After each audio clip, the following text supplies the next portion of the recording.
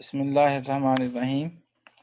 اردو ادب کا باغی افسانہ نگار منٹو۔ ان کے قلم نے معاشرے کی تلخیوں کے بیان میں کبھی رعایت نہیں برتی۔ تحریر مہرین انور۔ اردو ادب میں افسانے کا سب سے معتبر اور بیک وقت سب سے متنازع نام سعادت حسن منٹو کا ہے۔ منٹو 20ویں صدی کا وہ اہم اور بڑا افسانہ نگار ہے جس نے اپنی تحریروں کے ذریعے معاشرتی منافقت اور تضاد کا بڑا بے باک اور کھرا اظہار کیا۔ معاشرے کی تلخ حقیقتوں اور انسانی نفسیات کی پشت روی کے بیان میں اس کے قلم نے کبھی رعایت نہ برتی۔ منٹو 11 مئی 1912 کو سمبرالہ ضلع لدھیانہ میں پیدا ہوئے۔ 3 برس مسلسل فیل ہونے کے بعد 1931 میں میٹرک کیا۔ انٹر کے دوران منٹو کا سب سے محبوب مشغلہ انگریزی ناول پڑھنا تھا اور اس کے لیے وہ دوستوں سے ادھار لیتے یا گھر سے پیسے چوری کر کے کتابیں خریدتے۔ امرتسر میں عبدالباری علیگ نے منٹو کی سوچ کو ایک خاص سمت میں ڈالنے میں اہم کردار ادا کیا۔ انہی کی ایما پر منٹو نے مغربی لکھاریوں کے ڈراموں، مضامین اور افسانوں کے تراجم کیے۔ منٹو آل انڈیا ریڈیو دہلی مصور کی ادارت اور بمبئی کی فلم انڈسٹری میں سکرپٹ رائٹر کی حیثیت سے بھی وابستہ رہے۔ قیام پاکستان کے بعد وہ لاہور میں مقیم ہو گئے اور 18 جنوری 1955 کو وفات پائی۔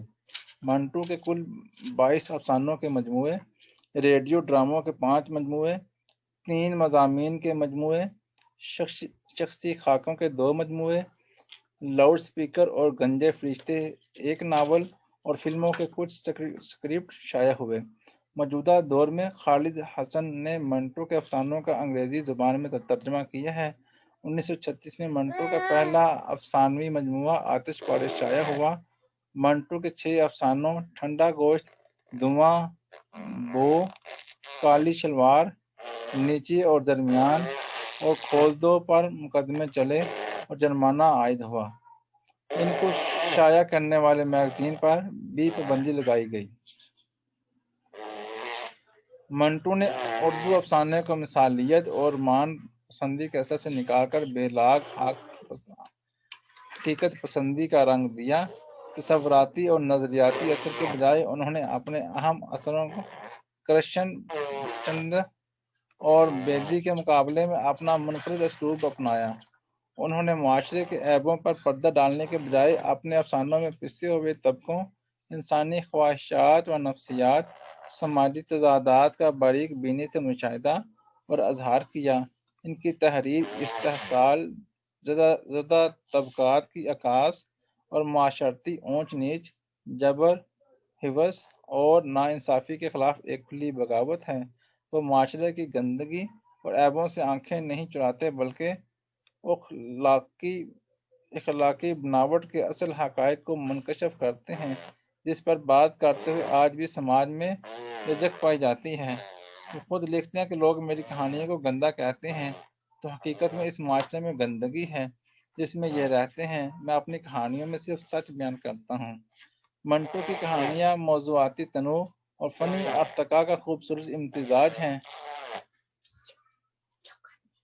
منٹو کی کہانیوں میں پائے جانے والا طنز اور غیر متوقع انجام کاری کے ضمیر کو جھنجھوڑ دیتا ہے اور یہی خصوصیات منٹو کے طرز تحریر کی اصل جان ہیں۔ ان کی کہانیوں کے کردار معاشرے کے عام کردار ہیں۔ اپنی کہانیوں میں معاشرے کے عام کرداروں کو اجاگر کر کے منٹو نے ان کو لافانی بنا دیا۔ نیا قانون کا منگو کوچوان، ہتک کی سوگندھی، ممد بھائی، ٹوٹو، بشنت سنگھ، پھوبا بھائی وغیرہ سب لافانی کردار ہیں جو ہر جگہ اور ہر دور میں پائے جاتے مگر معاشرے کی آنکھ سے اوجھل رہتے ہیں۔